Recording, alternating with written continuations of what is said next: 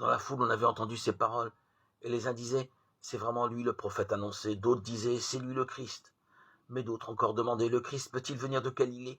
C'est ainsi que la foule se divisa à cause de lui. Jean 7, 40.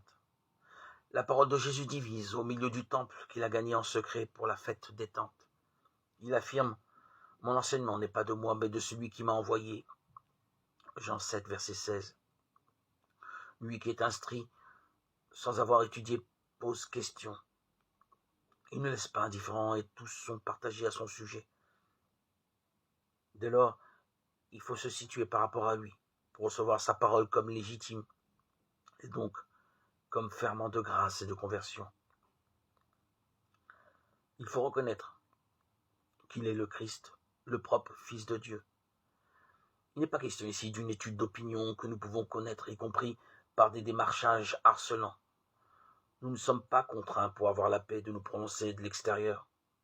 Au contraire, l'écoute de la parole nous pousse à l'accepter ou à la refuser, à la laisser agir en nous ou à ne rien faire. Il peut nous arriver de connaître des moments favorables pour nous reconnaître de Jésus le Christ. Et nous savons d'emblée que ce choix sera cause de division au sein même de notre entourage. Nous sommes convaincus aussi que cela n'est rien par rapport à ce bien suprême d'être de lui.